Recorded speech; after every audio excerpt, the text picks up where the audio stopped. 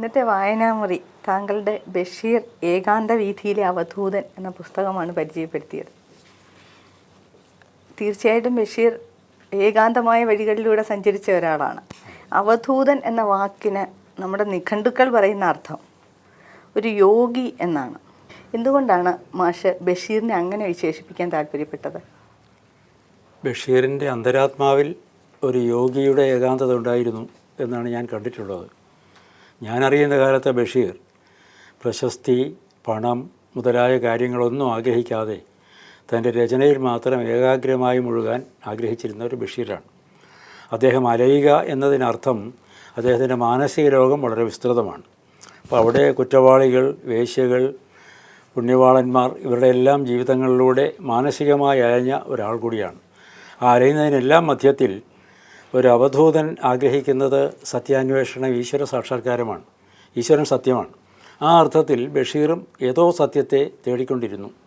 ആ സത്യാന്വേഷണത്തിൻ്റെ ഭാഗമായി ജീവിതത്തിൻ്റെ നാനാമേഖലകളിൽ പ്രവർത്തിക്കുന്നവരുമായി ഇടപഴകി അദ്ദേഹം പോവുക. ആ മാനസിക യാത്രയെ ഉദ്ദേശിച്ചുകൊണ്ടാണ് അദ്ദേഹത്തെ ഏകാന്ത വീഥിയിലെ അവധൂതൻ എന്ന് ഞാൻ പറഞ്ഞു. അവധൂതൻ എന്ന പദം ഏകാന്ത വീഥി എന്ന് പറയുന്നതിന് ആരും ചോദ്യം ചെയ്യുമെന്ന് എനിക്ക് തോന്നുന്നില്ല. കാരണം ബഷീറിൻ്റെ കവിതകളിലും, കവിത എഴുതിയിട്ടുണ്ടല്ലോ കുറച്ച്, കഥകളിലും ഏറ്റവും അധികം പ്രയോഗിക്കപ്പെട്ട പദം ഏകാന്തതയാണ്. അദ്ദേഹത്തിൻ്റെ അന്തരാത്മാവിൻ്റെ ഏകാന്തത, ചിലപ്പോൾ നിരാശയോളം എത്തുന്ന ഏകാന്തത സുഹൃത്തായി എനിക്ക് കാണാൻ കഴിഞ്ഞിട്ടുണ്ട്. കഥ വായിച്ചാലും ഞാനത് മനസ്സിലാക്കുമായിരുന്നു. അതുകൊണ്ടാണ് ആ പേര് കൊടുത്തത്. എന്തായിരുന്നു മാഷിന് ബഷീറുമായിട്ടുള്ള അടുപ്പത്തിൽ നിന്ന് ഏറ്റവും നല്ല അനുഭവങ്ങളെന്ന് പറയാൻ കഴിയുന്നത്? അനുഭവങ്ങൾ ബഷീറിൻ്റെ വർത്തമാനം തന്നെയാണ് പ്രധാനമായും. ഞാൻ എറണാകുളം മഹാരാജാസ് കോളേജ് ആയിരുന്നപ്പോൾ ബഷീർ അവിടെ ബഷീർസ് ബുക്ക് സ്റ്റോൾ നടത്തുകയാണ്. അപ്പോൾ വൈകുന്നേരം കോളേജ് വിട്ട് കഴിഞ്ഞാൽ ഞാൻ ബഷീർസ് ബുക്ക് സ്റ്റോൾ, ആ ഭാഗം ഒരു പ്രത്യേക ഭാഗമാണ്. അവിടെ ഞങ്ങൾ കുറേ പേര് കൂടും. ഒന്ന് CJ തോമസ്, മറ്റ് PK ബാലകൃഷ്ണൻ, പിന്നെ ഒന്നൊരു KK തോമസ് ഉണ്ടായിരുന്നു. KK തോമസ് ബഷീറിൻ്റെ വളരെ അടുത്ത ഫ്രണ്ടായിരുന്നു. അവർ മദ്യപാന സുഹൃത്തുക്കളായിരുന്നു വളരെയധികം. അങ്ങനെ കുറേ പേര്, പോഞ്ചിക്കര റാഫി, അങ്ങനെ കുറേ ആളുകൾ കൂടുമായിരുന്നു. പിന്നെ എവിടെ നിന്ന് പറയാം, എസ്കേപ്പറ്റൊക്കെ വന്നാൽ തീർച്ചയായിട്ടും കൂടും, M ഗോവിന്ദൻ, ഇങ്ങനെ ഞങ്ങളൊരു സംഘം കൂടുമായിരുന്നു. അപ്പോൾ ഞങ്ങളുടെ ചർച്ചാ വിഷയം പലപ്പോഴും വ്യക്തികളല്ല, രാജ്യത്തെയും ചിലപ്പോൾ സ്വല്പം ഫിലോസോഫിക്കൽ എന്ന് വേണമെങ്കിൽ പറയാം, ജീവിതത്തിൻ്റെ അർത്ഥമില്ലായ്മ, ഇതൊക്കെ ചർച്ച ചെയ്യുമായിരുന്നു. അപ്പോൾ ബഷീർ അധികം സംസാരിക്കില്ലെങ്കിലും വർത്തമാനം പറയുന്നത് പലപ്പോഴും ഫലിതം പൊതിഞ്ഞ ഒരു ഉൾക്കാഴ്ച ലഭിക്കുന്ന വാക്കുകളായിരുന്നു. സ്നേഹത്തിൻ്റെ കാര്യത്തിലും അദ്ദേഹത്തെ തോന്നുന്നത്, അദ്ദേഹം വളരെ അടുപ്പുള്ളവരെ മാത്രമേ അവിടെ ഇരിക്കാൻ സമ്മതിക്കുള്ളൂ. ആകെ 2 കസേരയാണുള്ളത്. ഒരു കസേരയിൽ കൗണ്ടറിൽ ബഷീർ ഇരിക്കും, മറ്റത് പൊതിഞ്ഞ മടക്കി ഈ മടക്കുന്ന കസേരയുണ്ട്, അതുകൊണ്ട് ചെന്ന് അലമാര ഇടയ്ക്ക് വയ്ക്കും. ആരെങ്കിലും വളരെ അടുപ്പുള്ളവർ വന്നെങ്കിൽ മാത്രം ഈ കസേര എടുത്തിടും, വേറെ എല്ലാവരെയും നിർത്തുകയേ ചെയ്യുള്ളൂ. അപ്പോൾ അങ്ങനെ കസേര കിട്ടുന്ന ചുരുക്കം പേരിൽ ഒരാൾ ഞാനായിരുന്നു. ബഷീറിൻ്റെ എഴുത്ത്, ബഷീറിൻ്റെ സാഹിത്യ രചനകളുടെ ഒരു പ്രത്യേക ഭാഷയുണ്ട്. ഇത് തന്നെയായിരുന്നു ബഷീറിൻ്റെ സംഭാഷണത്തിൻ്റെയും ഭാഷ? എപ്പോഴും അല്ല. സംഭാഷണത്തിലെ ഭാഷ വളരെ ഗ്രാമ്യമായ രീതിയിൽ, ഇതിലുണ്ട് ഗ്രാമ്യ ഭാഷയുണ്ട്. അത് അങ്ങനെ അങ്ങോട്ടും ഇങ്ങോട്ടും ഒന്നിൽ നിന്ന് മറ്റൊന്നിലേക്ക് പോകുന്ന ഒരു രീതിയാണ്. ബഷീറിൻ്റെ ഭാഷ പറയുമ്പോൾ ബഷീറിൻ്റെ പാചകമാണ് എനിക്ക് ഓർമ്മ വരുന്നത്. ബഷീർ നല്ല പാചകക്കാരനായിരുന്നു.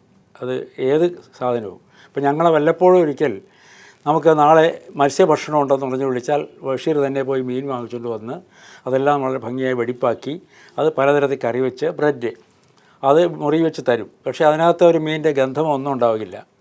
ഹിന്ദു പത്രം വിരിച്ചിട്ട് അതിൻ്റെ പുറത്താണ് തരുന്നത്. അപ്പോൾ ആ ഒരു വെടിപ്പും വൃത്തിയും വളരെ ശ്രദ്ധിച്ചിട്ടാണ് ചെയ്യുന്നത്. ഈ ശ്രദ്ധ അദ്ദേഹത്തിൻ്റെ ഭാഷയിലുണ്ടായിരുന്നു. വളരെ ശ്രദ്ധിച്ചാണ് ചെയ്യുന്നത്. ബഷീറിനൊരു ഒരു ഉന്മാദത്തിൻ്റെ ഒരു കാലമുണ്ടായിരുന്നു എന്നാണ് വായനകളിൽ നിന്ന് മനസ്സിലായിട്ടുള്ളത്. മാഷ് ആ കാലത്ത് എപ്പോഴെങ്കിലും കൂടെ ഉണ്ടായിരുന്നിട്ടുണ്ടോ? ഇല്ല. ഉന്മാദത്തിൻ്റെ കാലത്ത് 2 പ്രാവശ്യവും ഞാൻ ആ സ്ഥലത്തില്ലായിരുന്നു. ഉന്മാദം വന്നതിന് ശേഷം ഞാൻ കാണാൻ പോയില്ല. എനിക്കെന്തോ ഒരു പ്രയാസമായിട്ട് തോന്നിയത് കൊണ്ട് പോയി. വളരെ രോഗം കൂടിയ ആളുകളെ, ശേഷം വളരെ സ്നേഹമുള്ളവരെ കാണാൻ എനിക്കൊരു മനപ്രയാസം പലപ്പോഴും ഉണ്ടാകാറുണ്ട്. ആ പ്രയാസം ഉണ്ടായിട്ടുണ്ട്. പക്ഷേ എൻ്റെ ഫ്രണ്ട്സൊക്കെ അപ്പോഴും ഉണ്ടായിരുന്നു. പ്രധാനമായും PK ബാലകൃഷ്ണൻ. അദ്ദേഹത്തെ വളരെ കരുത്തനായിട്ടാണ് ബഷീർ കരുതിയിരുന്നത്. അതുകൊണ്ട് ഈ ഉന്മാദത്തിൻ്റെ സ്വഭാവത്തിനകത്ത് മനസ്സിലാക്കി കാണും. തന്നെ ആക്രമിക്കുന്നതിന് ഒരു കൂട്ടം രാക്ഷസന്മാരും അസുരന്മാരും ഒന്നായിട്ടാണ് അദ്ദേഹത്തിൻ്റെ സങ്കല്പം. അപ്പോൾ ഈ പേടിയാണ്. അപ്പോൾ കയ്യിൽ വലിയ കഠാര എടുത്ത് ഇരിക്കുകയാണ്. അപ്പോൾ ഇതുകൊണ്ട് ആദ്യം വന്ന ഘട്ടത്തിൽ നേരെ അവിടെ നിന്ന് ഇറങ്ങി വേറെ 2 പേരുണ്ട് കൂടെ, പെരുന്ന തോമസും. നമുക്ക് ബാലനെ കാണുമെന്ന് പറയും. ബാലൻ PK ബാലകൃഷ്ണനാണ്. ബാലകൃഷ്ണൻ വൈകുന്നേരം വായിച്ച് ഒരു 9-9:30 മണിക്ക് മുറിയിലിരിക്കുമ്പോൾ ഒരു ഈസി ചെയറുണ്ട് ബാലകൃഷ്ണൻ, അതിലും കിടന്ന് വായിക്കുന്നത്. ചെല്ലുമ്പോൾ ഈ കത്തിയും പിടിച്ച് ബഷീറിനാണ് കാണുന്നത്. ബാലകൃഷ്ണൻ ആകെ പേടിച്ചു പോയി, എന്താ സംഭവിക്കാൻ പോകുന്നത്. അങ്ങനെയാണ് ആദ്യം ഇത് ബാലകൃഷ്ണൻ പറഞ്ഞു, നമുക്കൊരു സൈക്യാട്രിസ്റ്റിനെ കാണിച്ചേ പറ്റുള്ളൂ, അദ്ദേഹത്തിന് മൂപ്പർക്ക് ഇത്. മറ്റവർക്കത് മനസ്സിലായിരുന്നില്ല അത്രത്തോളം. അങ്ങനെ ചികിത്സ തുടങ്ങുന്നത്. അപ്പോൾ എന്നോട് പറഞ്ഞു, പക്ഷേ എനിക്കതപ്പോൾ പ്രയാസമാണ്, നേരിട്ട് കണ്ടില്ല. പി കെ ബാലകൃഷ്ണനുമായിട്ട് അടുപ്പം ഉണ്ടായിരുന്ന പോലെ തന്നെ ചില കാര്യങ്ങളിൽ അവർ തമ്മിൽ ഒരു ആശയപരമായ സംഘർഷം ഉണ്ടായിരുന്നുവെന്നും ഈ പുസ്തകത്തിൽ നിന്ന് എനിക്ക് മനസ്സിലാക്കാൻ കഴിഞ്ഞത്. ആസ്തികതയുടെ കാര്യം പറയുമ്പോൾ അല്ലെ മതത്തിൻ്റെ കാര്യം പറയുമ്പോൾ, പ്രത്യേകിച്ചും ഗാന്ധിജിയെക്കുറിച്ച് പറയുമ്പോൾ ബഷീർ വല്ലാതെ വികാരം കൊണ്ടിരുന്നതായി വായിച്ചു. ഗാന്ധിജിയാണ് ശരി, മറ്റു കാര്യങ്ങളില്ല. ഗാന്ധിജിയെ ബാലകൃഷ്ണനെ ആരാധിക്കുന്ന ഒരു വ്യക്തി ആയിരുന്നില്ല.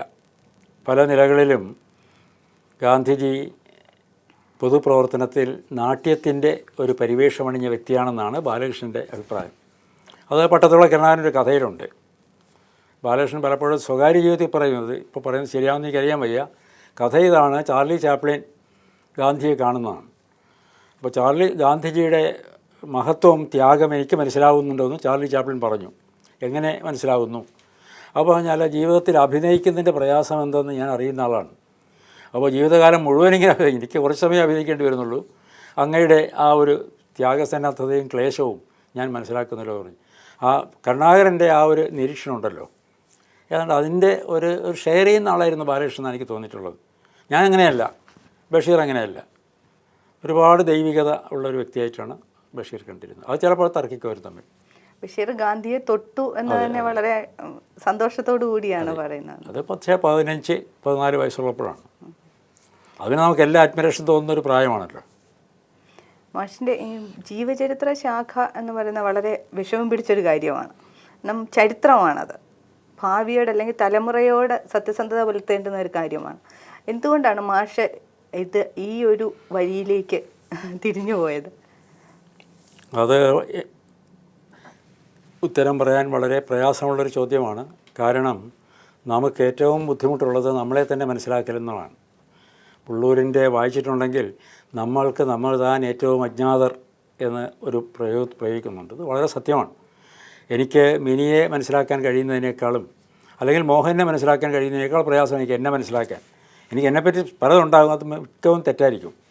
അപ്പോൾ ഇതും അങ്ങനെ ഒരു ചോദ്യമാണ്. ഞാൻ എൻ്റെ ഉള്ളിലൊരു അന്വേഷണം നടത്തണം. പക്ഷെ എനിക്ക് ഏകദേശം തോന്നുന്നത്, ഞാൻ ആദ്യം എഴുതിയ ജീവചരിത്രം നമ്മുടെ ആൽബർട്ട് ഷൈറ്റ്സറിൻ്റെതാണ്. എന്തുകൊണ്ട് എഴുതിയെന്ന് ഞാൻ പിന്നീട് തന്നെ ആലോചിച്ചിട്ടുണ്ട്. അദ്ദേഹത്തെക്കുറിച്ച് ഒരിക്കലൊരു ലേഖനം ഞാൻ വായിച്ചു. ലേഖനം വായിച്ചപ്പോൾ യൂറോപ്പിൻ്റെ ഐശ്വര്യസമൃദ്ധമായ അന്തരീക്ഷം ഉപേക്ഷിച്ച് ആഫ്രിക്കയിൽ ചെന്ന് ലാംബറീൻ, അവിടുത്തെ ഉഷ്ണമേഖലയുടെ എല്ലാ ചൂടും കൊതുക് ശല്യവും കാടന്മാരുടെ മധ്യത്തിലുള്ള ജീവിതം എല്ലാം സഹിച്ചുകൊണ്ട് 90 വയസ്സ് വരെ സേവനമനുഷ്ഠിക്കുന്ന ഒരു പുണ്യവാളൻ്റെ ചരിത്രമാണ് വായിച്ചത്. അപ്പോൾ എനിക്ക് അദ്ദേഹത്തെക്കുറിച്ച് കൂടി അറിയണമെന്ന് തോന്നി. ഞാൻ ആരാധിക്കുന്ന ഒരു മൂല്യം അദ്ദേഹത്തിൽ കണ്ടു. പിന്നെ അദ്ദേഹത്തിൻ്റെ ബയോഗ്രഫി എല്ലാം കുറേ പുസ്തകങ്ങൾ എടുത്തു വെച്ച് വായിച്ചിട്ടാണ് ആദ്യം അസ്തമിക്കാത്ത വെളിച്ചമെന്ന് പറഞ്ഞ് ഞാനിത് എഴുതിയത്. അപ്പോൾ ആ ഒരു മൂല്യപരമായ അന്വേഷണം എൻ്റെ ജീവിതത്തിൽ എല്ലായ്പ്പോഴും ഉണ്ട്. എനിക്കത് മുഴുവൻ ആവിഷ്കരിക്കാൻ കഴിഞ്ഞില്ലെങ്കിലും ഞാൻ ആദരിക്കുന്ന മൂല്യം ആവിഷ്കരിച്ചവരെക്കുറിച്ച് ഒരു ആരാധനാഭാവത്തോടെ നോക്കാനും എഴുതാനും എനിക്കൊരു താല്പര്യമുണ്ട്. ആ താല്പര്യമാണ് ആദ്യം എന്നെ ഷൈറ്റ്സറിൻ്റെ ജീവചരിത്രം എഴുതാൻ പ്രേരിപ്പിച്ചത് എന്നെനിക്ക് തോന്നുന്നു. പിന്നീടാണ് ഞാൻ ശ്രീനാരായണ ഗുരുവിലേക്ക് തിരിഞ്ഞത്. അതും നേരത്തെ എൻ്റെ മനസ്സിൽ ആരാധനാഭാവമുണ്ട്, പക്ഷേ എഴുതാൻ കഴിഞ്ഞിരുന്നില്ല. ആരാധനാഭാവം കൂടിയത് മൂലം അതൊരു ഭാരമാണ്. കുറച്ചുകൂടി നിസ്സംഗത എഴുതാൻ വേണ്ടി വന്നപ്പോഴാണ് പിന്നെ അത് എഴുതിയത്. മാഷ് തിരഞ്ഞെടുക്കുന്ന വ്യക്തികൾ നാരായണ ഗുരുസ്വാമി തുടങ്ങി ഇങ്ങോട്ട് എഴുതിയ മൃത്യുഞ്ജയൻ കാവ്യജീവിതം, ആശാൻ, ചങ്ങമ്പുഴ, ഇപ്പോൾ ബഷീർ, അങ്ങനെ തുടർച്ചയായിട്ട് വരുന്നു. എന്താണ് മാഷ് ഇത് തിരഞ്ഞെടുക്കുന്നതിൻ്റെ മാനദണ്ഡം? ഈ പറഞ്ഞ പോലെ ആരാധന മാത്രമാണോ അതോ മറ്റെന്തെങ്കിലും മാനദണ്ഡം എന്ന് പറയാൻ പറ്റും? ഇപ്പോൾ ചങ്ങമ്പുഴ എടുക്കുകയാണെങ്കിൽ ചങ്ങമ്പുഴയ്ക്ക് ഈ ആരാധനാഭാവം തോന്നേണ്ട കാര്യമില്ല. അത് വായിച്ചിട്ടുണ്ടെങ്കിൽ അറിയാൻ സാധിക്കും. ചങ്ങമ്പുഴ എന്നെ ആകർഷിച്ചത് 2 കാരണങ്ങളാണ്. ഒന്ന്, എൻ്റെ തലമുറയെ മുഴുവൻ സ്വാധീനിച്ച ഒരു കവിയാണ് ചങ്ങമ്പുഴ. 1940കളിൽ കേരളത്തിൽ എല്ലായിടത്തും യുവാക്കളെ ഒരു വിഷാദം മാധുര്യത്തോടു കൂടി ബാധിച്ചിരുന്ന ഒരു ഘട്ടമാണത്. അതിന് ഭൗതികമായ സാഹചര്യങ്ങളുണ്ട്. അന്ന് വളരെയധികം സാമ്പത്തിക മാന്ദ്യമുള്ള ഘട്ടമാണ്. ഞങ്ങളെല്ലാം അനുഭവിച്ച ദാരിദ്ര്യം പുതിയ തലമുറയ്ക്ക് അനുഭവിക്കേണ്ടി വന്നിട്ടില്ല. വളരെ ക്ലേശങ്ങൾ അനുഭവിച്ച ഘട്ടമാണ്. 2, ഭാവിയിലേക്ക് നോക്കാൻ ഞങ്ങൾക്കൊന്നുമില്ലായിരുന്നു. സ്വാതന്ത്ര്യ സമരം നടക്കുന്നത് എങ്ങനെ പോകുമെന്ന് പിടിയില്ല. ഞങ്ങളെല്ലാം ബാധിച്ച ആ വിഷാദത്തിന് ഏറ്റവും മധുരമായ ആവിഷ്കരണം നൽകിയ ഒരു കവി ചങ്ങമ്പുഴയായിരുന്നു.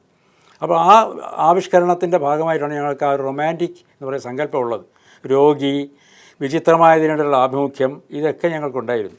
ഇതെല്ലാം തികഞ്ഞ ഒരു കവി ചങ്ങമ്പുഴയായിരുന്നു. പിന്നെ ചങ്ങമ്പുഴ കവിത പ്രചരിച്ചതുപോലെ മറ്റൊരു കവിതയും പ്രചരിച്ചിട്ടില്ല മലയാളത്തിൽ. ഇന്നിപ്പോൾ വർത്തമാന പത്രങ്ങളും മീഡിയ ഇതെല്ലാം കവികൾക്ക് ധാരാളം പബ്ലിസിറ്റി നൽകുന്നുണ്ട് എല്ലാവർക്കും. ഈ ചങ്ങമ്പുഴയുടെ കാലത്ത് ഇതൊന്നുമില്ലാതെ ആദ്യകാലത്ത് വിമർശകന്മാരെ എതിർത്തിട്ട് പോലും അദ്ദേഹത്തിൻ്റെ വിരോധികൾക്ക് പോലും അദ്ദേഹത്തിൻ്റെ കവിത വായിക്കേണ്ടതായിട്ട് വന്നു. വായിക്കുകയല്ല, പട്ടാളത്തിൽ പോയവരും മരുന്ന് ചവണൻ്റെ ഒരു കോപ്പിയുമായിട്ടാണ്. അങ്ങനെ എല്ലാവരെ കൊണ്ടും വായിപ്പിച്ച, മുണ്ടശ്ശേരിയുടെ ശൈലിയിൽ പറഞ്ഞാൽ നാടിൻ്റെ നാവിൽ തത്തിക്കളിച്ച ഈരടികൾ കൊണ്ട് മലയാള സാഹിത്യത്തെ സമ്പന്നമാക്കിയ കവി എന്ന രീതി കണ്ടപ്പോൾ അദ്ദേഹത്തെ ഞാൻ പ്രണമിക്കുക തന്നെ വേണം. വ്യക്തിപരമായ ഒരു കാര്യം കൂടി എനിക്ക് പറയാനുള്ളത്, ഞാൻ കോളേജിൽ പഠിക്കുന്നതാണ് ഇദ്ദേഹത്തിൻ്റെ സ്പന്ദിക്കുന്ന അസ്ഥിമാടം മാതൃഭൂമി പബ്ലിഷ് ചെയ്യുന്നത്. വായിച്ചപ്പോൾ എന്നെ അത് വളരെ സ്പർശിച്ചതുകൊണ്ട് ഞാൻ അദ്ദേഹത്തിൻ്റെ ഞാനത് വായിച്ച് വളരെ വികാരതരളനായി എന്നൊക്കെ എഴുതി. ഭാഷ എനിക്കിപ്പോൾ ഓർമ്മയില്ല. ചങ്ങമ്പുഴ അടുത്ത തപാലിൽ എനിക്ക് മറുപടി തന്നു. ഞാൻ മലയാളത്തിലെ മഹാവിമർശകന്മാരെക്കാൾ അധികം ആദരിക്കുന്നത് താങ്കളെപ്പോലുള്ള ആസ്വാദകരെയാണ്. ഞാനൊന്നും ആരുമല്ല, ഒരു കോളേജ് വിദ്യാർത്ഥിയാണ്. ഈ കത്തെന്നെ വളരെയധികം ആകർഷിച്ചു എന്ന് പറഞ്ഞൊരു മറുപടി അയച്ചു. അപ്പോൾ അതിലും ഒരു കവിയുടെ ആർജവം എനിക്ക് കാണാൻ സാധിച്ചു. മൂന്നാമത്തെ സംഗതി, ഞാൻ രണ്ട് കാര്യമേ പറഞ്ഞുള്ളെങ്കിലും മൂന്നാമത്തെ അദ്ദേഹത്തിൻ്റെ ആത്മാർത്ഥതയാണ്. ഇത്രയും ആത്മാർത്ഥതയുള്ള കവി മലയാളത്തിലുണ്ട്. ദേഷ്യം വന്നാൽ ദേഷ്യമാണ്, അല്ല വിഷാദം തോന്നുന്ന സങ്കടമാണ്, തോന്നുന്നതൊക്കെ അതേപടി പറഞ്ഞുകൊണ്ട് പോകുന്ന ആ ഹൃദയം നമ്മളിങ്ങനെ കാണിക്കുന്ന ഒരു കവിയാണ് ചങ്ങമ്പുഴ. നമുക്ക് തൊട്ടെടുക്കാം. അതൊക്കെയാണ് എന്നെ ആകർഷിച്ചത്. ആശാനെക്കുറിച്ച്, ആശാൻ്റെ കവിതയാണ് എന്നെ കവിത എന്ന രീതിയിലേക്ക് ഞാൻ സ്വാധീനിച്ചത്. ഞാൻ നേരത്തെ വിഷാദം എന്ന് പറഞ്ഞു. വിഷാദത്തിൻ്റെ ഒരു അല്പം കൂടി ഞാൻ കടത്തി പറഞ്ഞാൽ ജീവിതത്തിൻ്റെ ശോകഭാവം, ദുഃഖം വിഷാദത്തേക്കാൾ ഗൗരവമുള്ളൊരു പദമാണ്. അത് കുട്ടിക്കാലം മുതൽ എന്നെ എങ്ങനെയോ പിടികൂടിയിട്ടുണ്ട്. വളരെ ബാല്യത്തിൽ തന്നെ ഇതൊരു ശോകാത്മകമായ ഒരു നാടകമാണ് അവസാനിക്കേണ്ടത്. ആ ശോകത്തിൻ്റെ ഗൗരവം മുഴുവൻ ഞാൻ അറിഞ്ഞത് ആശാനിൽ നിന്നാണ്. ആ ശോകത്തോടൊപ്പം തന്നെ എനിക്ക് പ്രപഞ്ചത്തെ സംബന്ധിക്കുന്ന വിസ്മയം, ദൈവം, നിത്യത, ഇങ്ങനെയുള്ള സമസ്യകൾ എൻ്റെ മനസ്സിൽ ഇങ്ങനെ കളിക്കുമായിരുന്നു. അതിന് പലതിനും കുമാരനാശാൻ്റെ കവിതയിൽ ആവിഷ്കരണം ഉണ്ട് എന്നെനിക്ക് പറയാം. ഉത്തരയില്ല, ഒരു കവി ഉത്തരം നൽകുന്നില്ല. അതിൻ്റെ ആവിഷ്കരണമുണ്ട്. തിരിയാലോക രഹസ്യമാർക്കുമേ, അങ്ങനെ ഓരോ വ്യഥ പോലെ അറിവോതിരുന്ന സദ്ഗുരുവും മർത്യന് വേറെയില്ല താൻ. അപ്പോൾ ആ ദുഃഖത്തെ ഉപാസിക്കലും ഞാനും ഉപാസിക്കുന്ന ആളാണ്. ഇങ്ങനെയുള്ള ഒരുപാട് ഘടകങ്ങൾ വന്നു. പിന്നെ അദ്ദേഹത്തിൻ്റെ പൊതുപ്രവർത്തനം എനിക്ക് വളരെ ഇഷ്ടമുള്ളതായിരുന്നു. പൊതുപ്രവർത്തനം എന്ന് ഞാൻ പറയുന്നത്, അദ്ദേഹത്തിന് അന്ന് ശമ്പളം വെച്ചിരുന്ന 40 റുപ്യയോ മറ്റുമാണ്, SNDP ജനറൽ സെക്രട്ടറി. ഈ ശമ്പളം അദ്ദേഹം കണക്കിൽ മാത്രം എഴുതുകയാണ് ചെയ്തത്. അതായത് 1-ാം തീയതി ചിലവ് സെക്രട്ടറിക്കുള്ള ശമ്പളം 50 റുപ്യ, വരവ് N കുമാരനാശാൻ്റെ സംഭാവന 50 റുപ്യ, കണക്കെഴുതി തീർക്കുകയാണ് ചെയ്യുന്നത്. അവിടെ ഒരു സ്റ്റാമ്പ് വാങ്ങിക്കാൻ പോലും കാശില്ലായിരുന്നു ഈ ആഫീസിൽ. അതുപോലെ ഒരു ശിപായി ഇല്ലായിരുന്നു. ഇതിനിടയിലിരുന്നുകൊണ്ട് ഈ മനുഷ്യൻ ഇത് മുഴുവൻ എഴുതി കണക്കെഴുതി ഈ ചെയ്ത ആ ത്യാഗമുണ്ടല്ലോ, അത് ഞാൻ എൻ്റെ ജീവിതത്തിൽ ആ ത്യാഗം ഉണ്ടോ എന്ന് എനിക്ക് അറിഞ്ഞുകൂടാ. ആ ത്യാഗത്തെ ഞാൻ ആരാധിക്കുന്ന ആളാണ്. അപ്പോൾ അങ്ങനെ ഒരു പൊതുപ്രവർത്തകത്തിന് മാതൃക എന്ന രീതിയിലും ആശാൻ എന്നെ ആകർഷിച്ചിരുന്നു. ബഷീർ അന്തരിച്ചപ്പോൾ എന്നെപ്പോലുള്ള ഒരുപാട് പേര് അയ്യോ ബഷീർ മരിക്കണ്ടായിരുന്നു എന്ന് ആഗ്രഹിച്ചിട്ടുണ്ട്. മാഷിന് ഇപ്പോൾ ബഷീറിനെ കുറിച്ച് എന്താണ് പറയാനുള്ളത് ഈ പുസ്തകത്തിൻ്റെ രചനയ്ക്ക് ശേഷം? രചനയ്ക്ക് ശേഷം, ഞാൻ രചിച്ചതിനെ ബഷീർ മരിച്ചതിന് ശേഷമാണല്ലോ, അല്ലേ? അതെ, ബഷീർ ജീവിച്ചിരിക്കുമ്പോഴാണ് തുടങ്ങിയിരുന്നു തോന്നുന്നു. അപ്പോൾ ഇപ്പോഴെനിക്ക് തോന്നുന്നതും ഇത് തന്നെ, ഈ ഒരു ഏകാന്ത വീഥിയിലൂടെ സ്വന്തമായ അനേകം അന്തർദർശനങ്ങളുമായി കടന്നുപോയി തൻ്റെ അന്തർദർശനങ്ങൾക്കും സ്വപ്നങ്ങൾക്കും ലൗകിക ഭാഷയുടെ നിയന്ത്രണത്തിലൂടെ ശില്പാഭിരാമമായ ആവിഷ്കരണം നൽകാൻ ജീവിതം സമർപ്പിച്ച ഒരു വ്യക്തി എന്നാണ് അദ്ദേഹത്തെപ്പറ്റി എനിക്ക് തോന്നുന്നത്. മറ്റെല്ലാ വശങ്ങളും മറന്നു പോകുന്നു. മലയാളത്തിൻ്റെ മുഴുവൻ ഗുരുനാഥൻ എന്നുള്ള നിലയിൽ മാഷിന് എന്താണ് പ്രേക്ഷകരോട് അല്ലെങ്കിൽ വായനക്കാരോട് പറയാനുള്ളത്?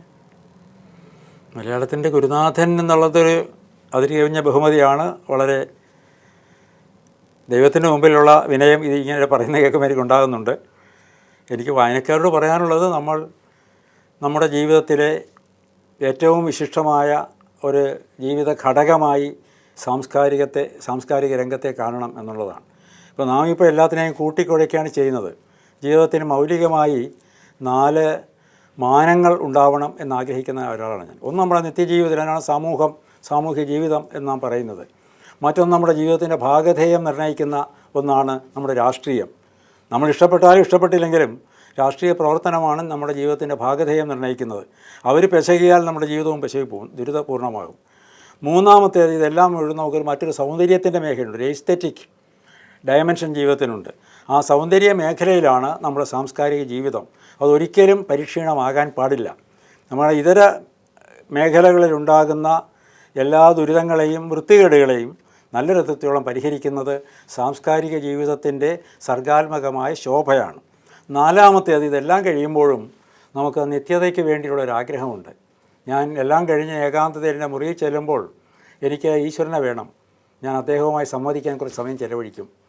ഈ 4 മാനങ്ങളും ഏകകാലത്ത് മനുഷ്യജന്മത്തിൽ സ്വാധീനം ചെലുത്തിയെങ്കിലല്ലാതെ ജീവിതത്തിൻ്റെ സമഗ്രമായ വളർച്ചയും പൂർണ്ണതയിലേക്കുള്ള പ്രയാണവും സഫലമാവുകയില്ല എന്ന അഭിപ്രായം മാത്രം പ്രേക്ഷകരുടെ പര്യാലോചനയ്ക്ക് സമർപ്പിച്ചുകൊണ്ട് ഞാനിത് അവസാനിപ്പിക്കുന്നു.